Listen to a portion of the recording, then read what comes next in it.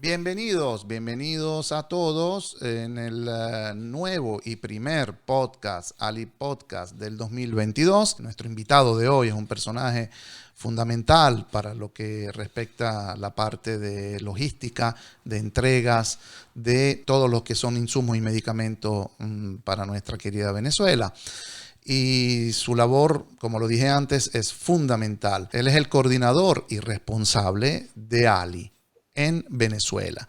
Sería la persona que infraestructuralmente hace llegar a todos rincones de Venezuela, que después nos los dirá él con mayor detalle, todo lo que, gracias a los voluntarios Ali de Italia, en Italia, con sus envíos para Venezuela, nuestro invitado de hoy logra hacer llegar a todas las personas necesitadas y nos va a explicar también cómo se haría este proceso. Bueno, sin más que agregar, paso la palabra a nuestro gran amigo y coordinador, como dije antes, de Ali en Venezuela, el ingeniero Feliciano de Santis. Hola Feliciano, muy buenos días por allá, que por ahí es todavía mañana.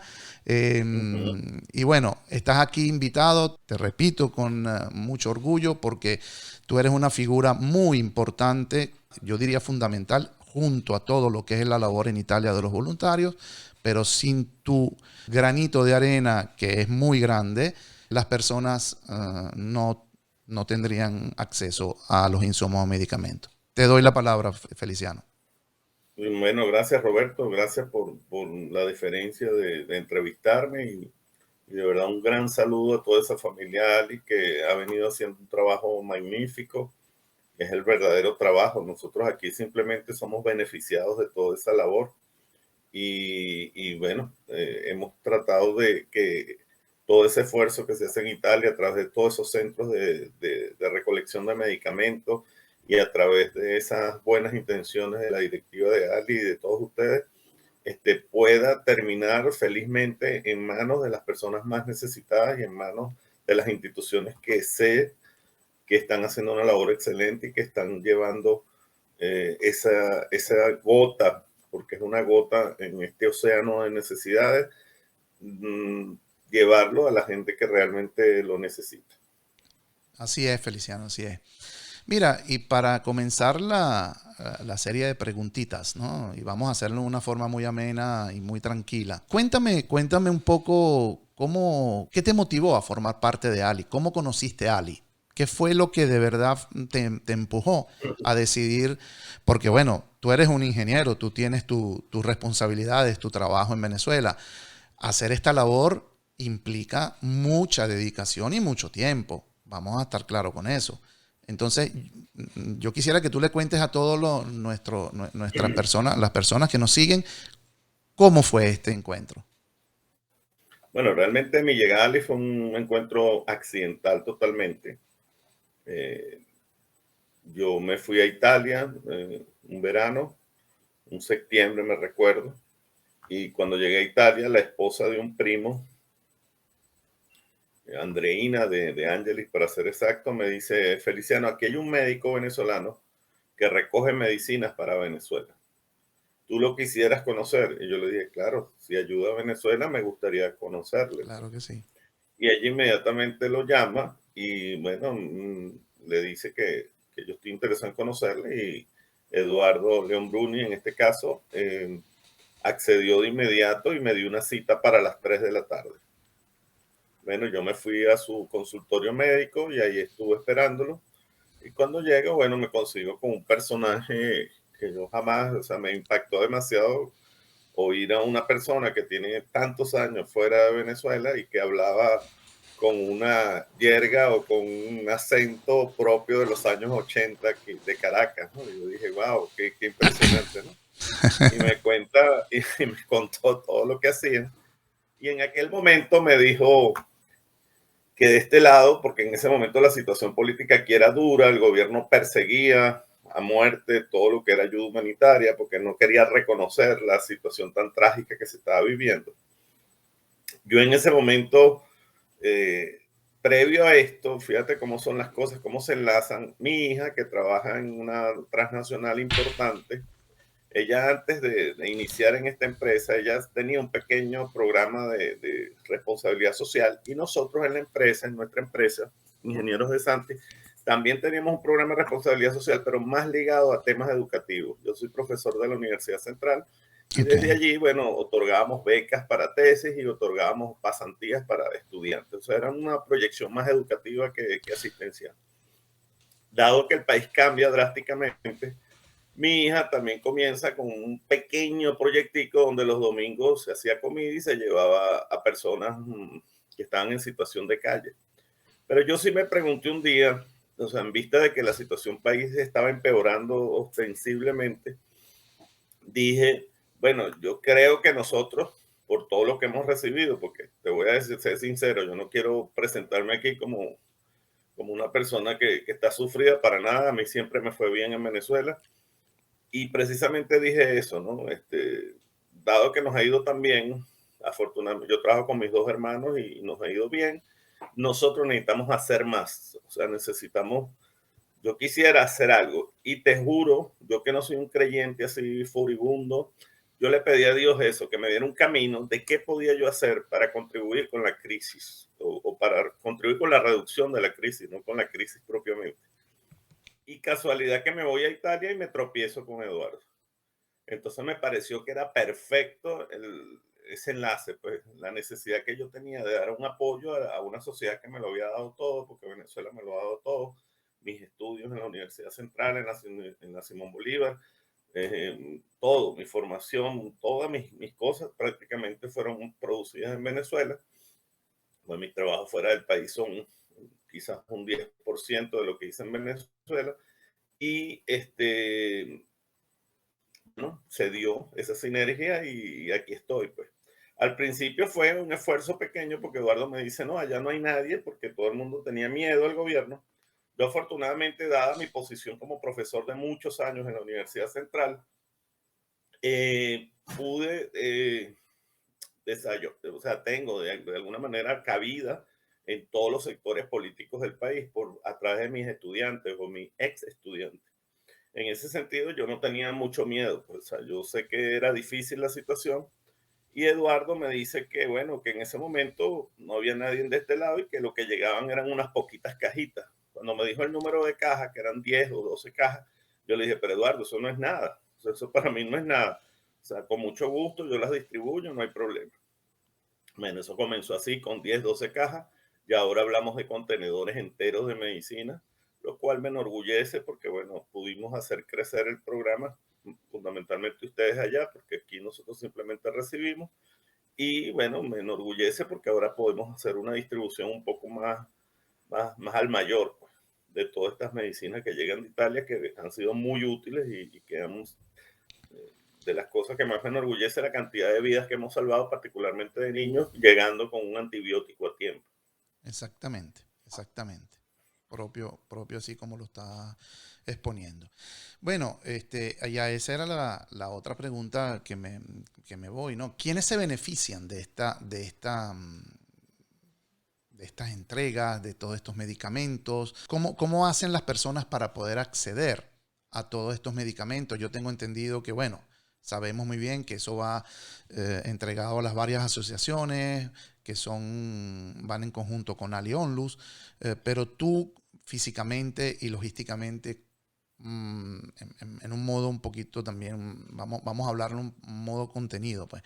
¿Cómo te mueves? Hacia dónde vas? Y las personas, hoy por ejemplo, el señor Rubén Sousa, venezolano de Los Llanos, o no sé, del Táchira, ¿cómo podría acceder a estos insumos o estos medicamentos?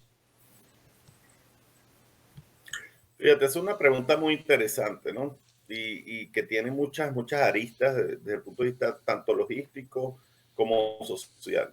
Cuando uno decide entregar algún recurso gratis, allí se presenta un problema muy importante. Cuando tiene una sociedad que está en lo más bajo de lo que llaman la pirámide de Maslow, o sea, que está en estado de necesidad extrema, repartir recursos no es nada fácil porque se desatan una cantidad yo los llamo los diablos, ¿no? Coloquialmente se desatan los diablos, porque mucha gente pretende, cuando tú estás en estado de necesidad extrema, pretende tomar el recurso, necesite o no lo necesite. Entonces ahí es donde nosotros tenemos que ser muy cautos, muy cuidadosos, cómo canalizar esas ayudas. Mucha gente incluso he visto en el Facebook de Ali que han hecho comentarios un poquito tristes porque dicen, pero ya va, ¿y dónde van esas medicinas? Porque a mí no me han dado nada. Entonces, esos son comentarios que yo he visto en Facebook. No, nosotros no es que te damos nada, nosotros simplemente institucionalizamos esa ayuda a través de organizaciones en las cuales nosotros creemos. Y ahí nace, digamos, la figura de la farmacia popular, que es una organización, la mayoría ligadas a la Iglesia Católica, hay algunas seglares también, que canalizan esa ayuda para pretender con una fracción defectuosa mínima que llegue realmente a las personas necesitadas. Pero esa es la tarea más difícil, lograr que esa medicina no vaya por caminos irregulares o que alguien pretenda Sí. venderla o que alguien haga trucos con la medicina. Mucha gente acumula, incluso hay gente que me dice, no, necesito que me regales unos antibióticos. ¿Para qué? No, para tenerlos en la casa. Esas son las solicitudes, una de las solicitudes que me hacen a menudo. Yo de por sí no reparto directamente medicamentos a personas, aunque sí tenemos un pequeño programa, particularmente para los voluntarios, las familias de los voluntarios de Ali y algunos amigos, digamos, asociados a la organización que le hemos asistido. Y también cuando yo veo un niño en dificultad, bueno, me esfuerzo también por conseguir el medicamento o una emergencia, pero en general yo trato de que todo el medicamento vaya a través de estas instituciones que hemos escogido y que han funcionado muy bien. O sea, yo soy un tipo bastante acucioso en eso y me presento en la mayoría de ellas sin aviso y siempre he podido ver, nunca he notado que ninguna de las organizaciones que apoyamos ni he sentido que estén haciendo mal su trabajo.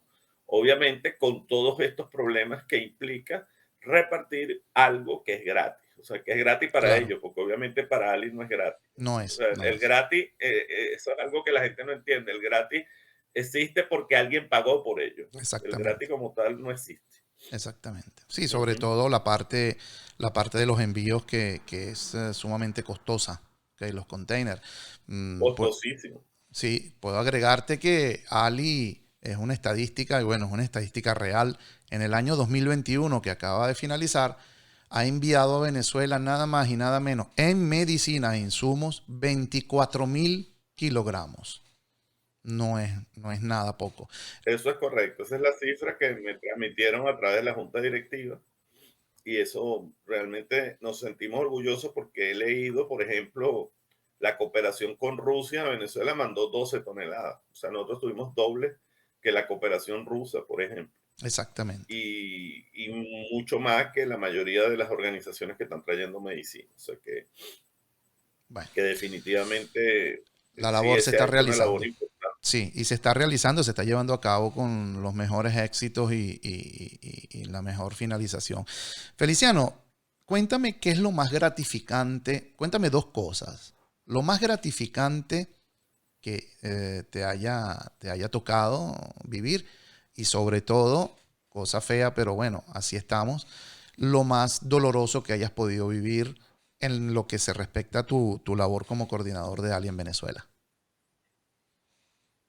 Bueno, lo más gratificante siempre es ver a los ojos de las personas que les entregamos las medicinas.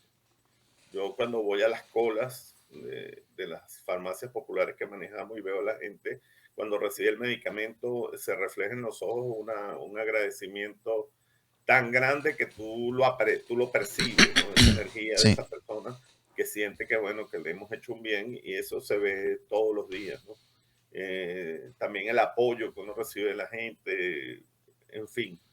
Lo más desagradable han sido dos escenas, ¿no? Que yo presencié, una en Onín, en Barquisimeto. Onín es una organización asociada a la Iglesia Católica que atiende niños con dificultades, con parálisis cerebral o dificultades cerebrales.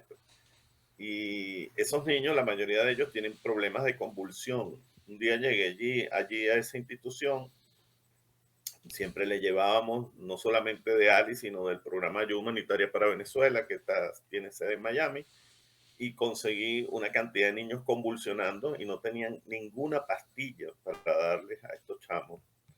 Y una de las cosas que me impresionó como el padre, en este caso el padre Laudens, Betancourt, los agarraba y les transmitía él con su energía, los trataba de calmar, simplemente presionándole los brazos, pues, porque no había un anticonvulsivo en ese momento. Eso, bueno, me preocupó y de alguna manera nos pusimos de acuerdo con Eduardo y con la directiva y pudimos darle una dotación importante a esta organización de anticonvulsivos. Fue muy desagradable. Y lo otro es el tema de los ancianatos. O sea, la visita a los ancianatos a mí siempre me parte en dos, porque veo esos viejitos, en la mayoría de los casos, prácticamente en estado de desnutrición. Tú le puedes contar los huesitos a los viejitos porque no logran reunir toda la comida necesaria para atender a estas personas que están allí, que dieron la vida por Venezuela y bueno, ahora están abandonados en, en estos centros que bueno, donde las monjitas hacen todos los esfuerzos posibles, pero con recursos muy limitados. El caso de italianos, que no les fue muy bien en Venezuela, tenemos unos 200 italianos indigentes en Venezuela, que por una bendita ley, para no decir lo contrario, que no recuperaron sus nacionalidades a tiempo y que ahora son parias prácticamente porque no son ni venezolanos, porque el Estado venezolano obviamente no los protege y el Estado italiano tampoco los protege, a pesar de que muchos de ellos ni siquiera hablan bien español. Entonces es una parte que gracias a Dios pudimos a través del comité que acaba de hacer la elección lograr 5 sillas allí de amigos y bueno, vamos a intentar a ver qué podemos hacer por estos italianos que de alguna manera no tuvieron la misma suerte en Venezuela que otros. Exacto. Entonces son los hechos más resaltantes que hemos manejado. Bien, bien, bien, bien. Mira, yo preparé para esta entrevista, gracias al material que me entregó la secretaria general de Ali Onlus, Joanna Secchi, unas entregas que tú personalmente hiciste y quisiera que me las contaras por cada una individualmente las experiencias, ¿ok? En este caso tenemos el Banco de Medicamentos Madre Laura Montoya. Cuéntame esta entrega, Feliciano. Bueno, estas son asignaciones que se hacen a diferentes instituciones. Como te dije antes, la idea siempre es apoyarnos en instituciones que puedan llegarle directamente al necesitado y puedan, bueno, hacer que el recurso sea efectivo propiamente. Como te dije antes, lo más complicado es repartir cosas que no se está cobrando por ellas. Eso es más complicado que vender incluso. Sí. Si uno vende es más fácil que entregar gratis. Entonces, en este caso, esta organización, bueno, cuenta con nuestra confianza y logramos que de alguna manera estén dividiendo, repartiendo los medicamentos. Y estas organizaciones, Feliciano, se manejan todo obviamente a nivel nacional. Sí, claro. Hay o sea, todo el recurso, una parte importante va a la zona del Zulia.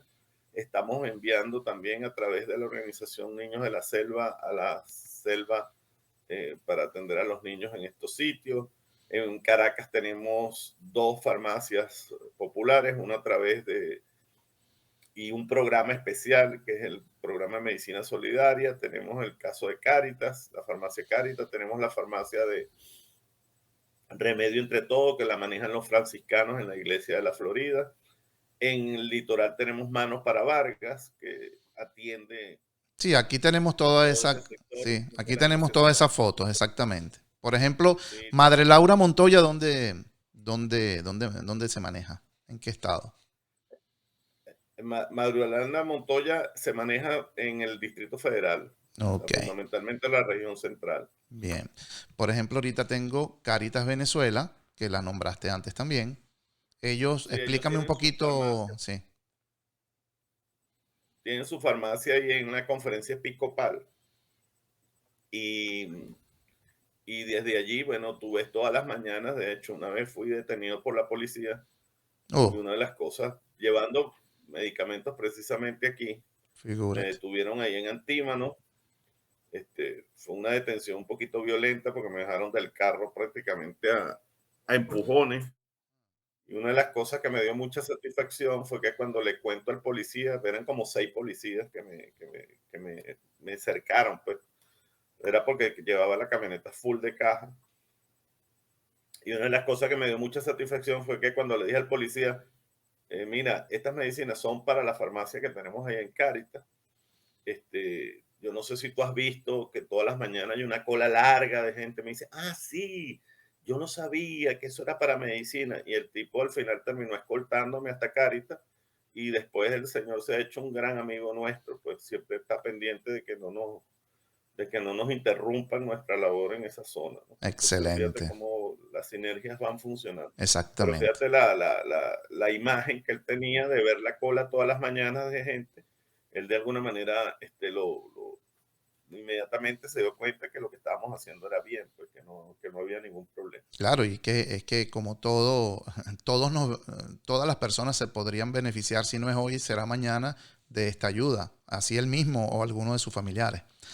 Bueno, el mismo, después con él hicimos sinergia, ayudamos a algunos policías también. Yo no tengo Exactamente. diferencias con ninguno, ¿no? Nosotros no diferenciamos ni política, ni condición social, ni nada. Claro, claro, así tiene que ser. Y por aquí tenemos Consulta Salud. Consulta Salud es una organización, para mí, siempre se lo digo a Marisol y Eduardo, es como nuestro nodo en la zona llanera, en la medida que aquí hay una ley que se está cumpliendo en Venezuela que la necesidad aumenta proporcionalmente a la distancia de Caracas. En Ujú. la medida que tú te alejas de Caracas en la dirección que tú quieras, las necesidades van aumentando significativamente. Esto es una ley que se cumple y por eso que tú ves que tanto Zulia como los Andes como el sur, el caso del estado Bolívar, que es dantesco lo que está pasando ahí, Mm, como el extremo Sucre, por ejemplo, que son las regiones más distantes de Caracas, son precisamente las que tienen más necesidades. Y Consulta Salud, bueno, ha venido desarrollando en la zona del Guárico, pero con proyección hacia otras regiones centrollaneras, han venido desarrollando con un equipo de médicos jóvenes al mando de la doctora Chelimar Caldera, han venido desarrollando una labor bien interesante, ¿no? De apoyar a través de programas de consultas, de operativos de consulta, han venido apoyando muchísimo a la gente de esa región que está muy, muy deprimida. Venezuela, lamentablemente, el gobierno ha tratado de hacer ver a Caracas solamente como la zona, digamos, con todos los servicios, con todas las comodidades y ha abandonado un poquito todo el tema de provincia, ¿no? En provincia hay mucha, mucha, mucha necesidad, mucho problema, mucha desnutrición, que es uno de los temas más graves que tenemos. ok. Pasamos a Jonathan, un ángel para Venezuela. ¿Qué nos cuentas de esto? Sí, bueno, ahí está la doctora que aparece conmigo ahí en la foto, la doctora Silvana Trasolini. Ella tiene una fundación, es una persona este, que está en una situación cómoda, digamos, en el país y ha decidido poner sus recursos personales al servicio de la gente. Y ella opera fundamentalmente ahí en el estado de Aragua, entre Maracay y Cagua. Y bueno, está pendiente de todas las necesidades que se van generando en los hospitales, fundamentalmente con niños. Y bueno, es una persona muy sensible porque ella pasó por una situación personal que, bueno, la sensibilizó muchísimo con el tema de salud, aparte de su condición de médico, ¿no? Y bueno, hemos con ella hecho una buena sinergia, ¿no? Para que ella pueda desarrollar su labor ahí en el estado de Aragua. Perfecto. Parroquia Sagrada Familia Monte Ávila. Bueno, con esta organización hemos tenido más una ayuda puntual que a largo término, ¿no? Ha sido una organización con la cual siempre hemos tenido intervenciones puntuales y le hemos ayudado puntualmente con algunas medicinas, pero no, hasta ahora no hemos desarrollado un, un programa de largo plazo ni un programa sólido, ¿no? O sea, estamos todavía en esa fase, porque también para el que recibe no es fácil organizarse y no es fácil alcanzar metas o desarrollar la infraestructura necesaria. En los otros casos son organizaciones que ya existían y bueno, han venido mejorando sus infraestructuras y sus formas de proceder, sus metodologías, porque te vuelvo a repetir, y eso es una idea que voy a seguir insistiendo, repartir gratis no es fácil, o sea, es lo más complicado que existe. Correcto, correcto. Bueno, aquí tenemos Manos para Vargas. Explícanos un poquito, cuéntanos de esta experiencia. Bueno, Manos para Vargas, allí se encuentra al frente, la persona que está en la foto es Lucía Marquina, es una persona eh, extraordinaria, de las personas con mayor sensibilidad que yo he conocido. Ella ha logrado sostener bajo mucha presión, porque ella ha sido muy presionada en esa zona, y bueno, ha logrado sostener un local, ¿no?, que funciona en Pariata, donde tiene una farmacia y donde tú puedes ir todas las mañanas y vas a conseguir una cola de 50, 60 personas a pleno sol, haciendo la colita, para que Lucía le pueda repartir lo poco o lo mucho que en ese momento haya en la farmacia. Y Ok, ellos, las veces que yo he ido, bueno, muy bien organizados, siempre los he visitado sin aviso, o sea, yo me presento siempre en las organizaciones sin aviso para un poco poder yo palpar y un poco entender, porque la idea de esto también es que uno no, o sea, yo no estoy en esto, yo estoy prestado a esto realmente, la idea es ser efectivo, ¿no? Y no tener otro objetivo que apoyar momentáneamente mientras esta crisis cede un poco. Entonces yo siempre he dicho que si vamos a hacer las cosas, bueno, vamos a tratar de que lo hagan las personas que realmente quieren hacerlo y las personas que están comprometidas con la situación país que en este momento está ocurriendo, ¿no? exactamente.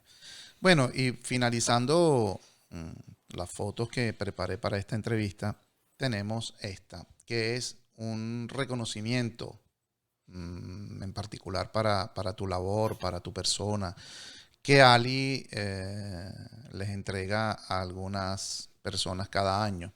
Cuéntanos un poquito este premio Solidali para Venezuela. Bueno, en primer lugar me sorprendió porque creo que allá en Italia hay gente que hace un esfuerzo mucho mayor que el que yo puedo hacer por aquí, pero de verdad lo agradezco, ¿no? Porque da mucha satisfacción que los demás, eso es una condición humana que todos creo que padecemos, que somos un poquito en el fondo hedonistas y un poquito individualistas, y cuando alguien reconoce nuestra labor, bueno, eso da satisfacción.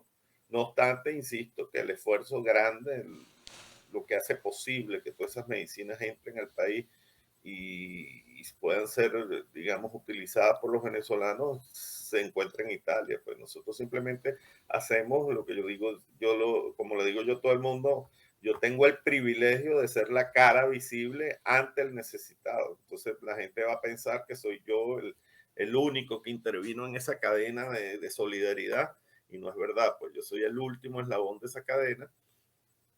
Y bueno, el gran esfuerzo lo hacen es allá en Italia, la cantidad de voluntarios que hay, la cantidad de gente y sobre todo esa directiva que se mantiene firme, que se mantiene, que yo veo que manejan a Ali prácticamente como una empresa transnacional. Tú ves las reuniones, son muy serias, la gente conversa con mucha disciplina de lo que se está haciendo. En el caso de Giovanna, que es el cerebro logístico, Exactamente. Giovanna es prácticamente una máquina que mantiene las cosas allí con mucho orden, con mucha disciplina. Giovanna yo creo que no es italiana, debe ser alemana, de arriba, del norte, ¿no? Pues tú ves la cara de Giovanna es de alemana, no de italiana.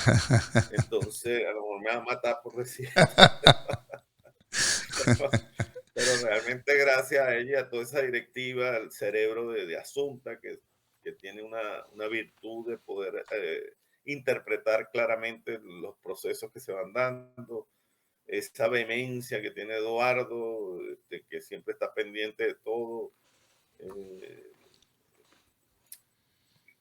Sí, María bueno, Gabriela, que es vehemente, toda esa gente que está muy siempre activa ya en Italia. Sí, Entonces ellos realmente son los que deben ganarse el premio, ¿no? Nosotros aquí simplemente somos beneficiarios. sí, digamos que como bien tú dices, cada uno abarca un rol fundamental.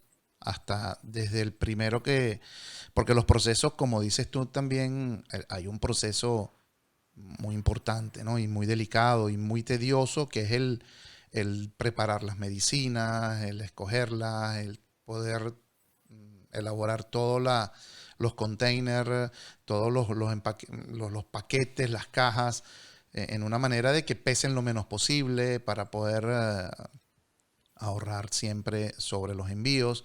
Y bueno, eso es una labor grande donde los voluntarios le quitan tiempo a las propias familias, que hay hijos, hay muchas oportunidades en el galpón donde trabaja Ali en Sulmona, que es de la provincia del Áquila, que es el que yo conozco, digamos, y seguramente sucede en otros sitios. Eh, las madres, que son las que más colaboran, se llevan a los hijos y los tienen ahí. O sea, porque no pueden dejarlo en ningún sitio. Y vamos a recordar también que los venezolanos, hay algunos italianos que son muy sensibles y ayudan, atención.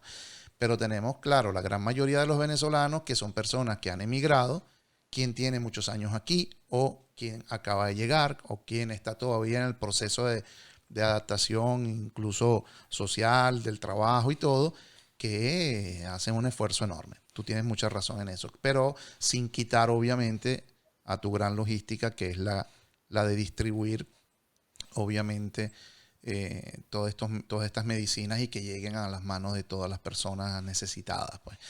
Eh, Otra pregunta que te quería hacer, y estamos ya llegando al final, al final de la entrevista. ¿Qué le dirías a las personas que nos están viendo en este momento?